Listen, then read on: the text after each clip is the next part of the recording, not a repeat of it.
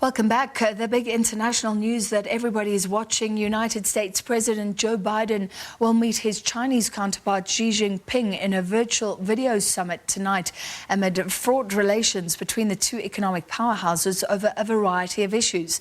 The two leaders, who have yet to meet in person, are likely to discuss a range of topics that includes growing tensions over human rights in China, technology and trade, in addition to the future of Taiwan's self-rule, amongst a host of topics. This is how the two sides framed this historic meeting. As agreed upon by both sides, President Xi Jinping and President Biden will have candid, thorough, and in-depth exchange of views on strategic issues concerning the future of China-U.S. relations and major issues of two sides' common interest and concern.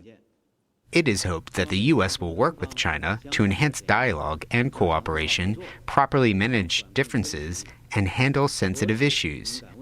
Explore a way of how China and the U.S., two major powers in the world, could get along with each other in the new era on the premise of mutual respect and peaceful coexistence, so as to bring the China-U.S. relations back to the right track of a healthy and stable development. On Monday evening, the president will meet virtually with President Xi Jinping of the People's Republic of China. The two leaders will discuss ways to responsibly manage the competition between the United States and the PRC, as well as ways to work together where our interests align. All right, for more, let's chat to our SABC News correspondent, Sherwin Bryce-Peace, who joins us from New York. Sherwin, so both sides not giving away too much here. In fact, some reporting that this whole meeting has been downplayed. Nobody wants to raise expectations. What might we expect from the summit, given the tensions, the issues between these two nations going into this meeting? Well, I think what happened in COP26 recently in Glasgow gives us an indication of what is possible. The two big economic superpowers coming to an agreement, Francis, to reduce greenhouse gas emissions and work very closely together to reduce those emissions by 2030. So that gives us a window of opportunity to show what's possible. But despite the rhetoric you hear from both sides about cooperation and mutual respect and all of those things, there are some very, very big differences here between the two sides. The first issue is around trade, the second issue and economic development, the second issue is around human rights, and the third issue is about security and defense cooperation in that region. There are big disputes around trade, around intellectual property rights, particularly for U.S. companies operating in China. There are concerns that China is not living up to expectations in terms of purchasing greater amounts of agricultural goods grown in the United States. And then, of course, China is seeking to remove the tariffs that were imposed under the Trump administration. On human rights, you have questions, certainly from the United States, about the treatment of Uyghur Muslim minorities in the northwestern regions of China, particularly in Xinjiang province. There are concerns about the clamping down of pro-democracy protests in Hong Kong, for example. But from the Chinese side, there is a great deal of concern at the continued, what they see certainly as continued U.S. interference in their internal affairs. But the broad scope here, Francis, is that this is about strategic cooperation where they are at each other's throats, in terms of competition, but also have to cooperate. This is how Jen Psaki phrased it. This meeting is coming after 10 months of President Biden taking action so we can outcompete China in the long term. And that means investing in ourselves at home to strengthen our own competitive hand. It means working with our partners and allies to make sure we have a united approach and a coordinated approach as it relates to engagement with China.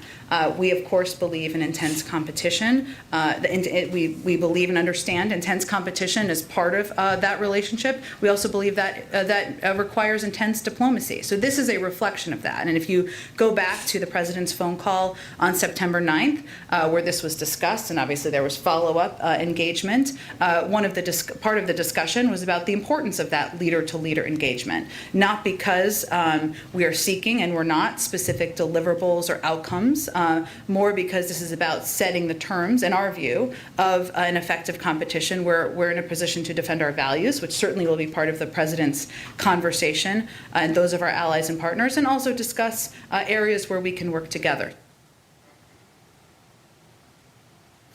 And of course, Francis, the one thing I omitted in the introduction to that clip was the issue of Taiwan, which will, I imagine, top the agenda, given the US and Beijing's very differing views on the continued independence of that self-governing territory just off the Chinese mainland.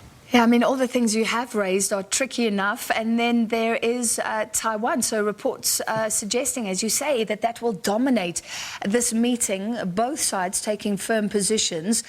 China, of course, says that the US must abide by the one China principle and not support Taiwan's quest for independence. So I presume no breakthrough expected here. Well, the White House particularly saying that they do not expect major outcomes, but there are very different viewpoints on the Taiwan relationship vis-a-vis China, and certainly Taiwan's relationship with Washington. We have seen China fly in military aircraft, particularly last month in October, into what they call Taiwan's air defense identification zone. This has created some alarm within the United States. And while the U.S. has this one China policy, they also have legislation on the books, essentially a defense pact with Taiwan, where they provide military equipment and training with Taiwan Secretary Antony Blinken recently talking about how they would take action, unspecified action, with allies if the status quo of Taiwan was threatened by Chinese action.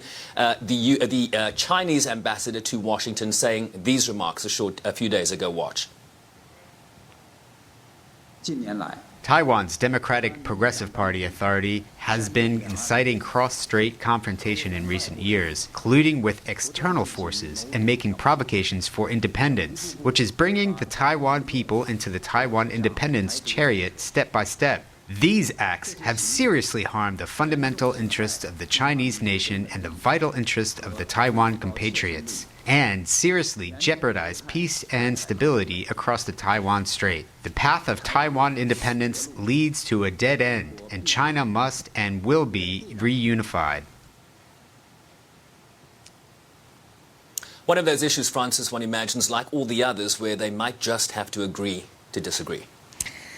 All right, please follow that for us, and no doubt the markets will react as well. On a completely different topic, Sherwin, although talking about the U.S. Secretary of State Antony Blinken, he issued a statement over the weekend calling for respect for human rights and peaceful demonstrations in Cuba ahead of a planned anti-government march today. What can you tell us? Yeah, this follows mass protests in Cuba in July that were heavily clamped down by authorities. People were taken to the streets to protest the continued implementation of the U.S. embargo, but of course complaining about the healthcare system in Cuba not being up to task. They are also experiencing blackouts, rising food prices and food shortages. And so it's in this context that opposition groups in Cuba apply to have what they're calling a civic march for change today. This has been disallowed by the government. We are seeing actions on the ground that are seeking to clamp down on certain activists. Blinken saying the following on Sunday: the regime has denied permission for the protest, dismissed opposition supporters from their jobs, and threatened dissenters with imprisonment. We strongly condemn these intimidation tactics and call on the Cuban government to respect Cuban rights by allowing them to peacefully assemble and use their voices without fear of reprisal. Of course, the Cuban government, similar to the Chinese on Taiwan, seeing this as U.S. interference that seeks to have a regime change in Cuba. So, overlaying all of this is, of course, the continuation of this economic embargo, this 6 decades-long embargo. And so perhaps the Cuban government not really seeing the United States as an honest broker in this regard. All right, thank you very much, Sherwin BrycePeace, and he'll follow those developments for us. Now, the African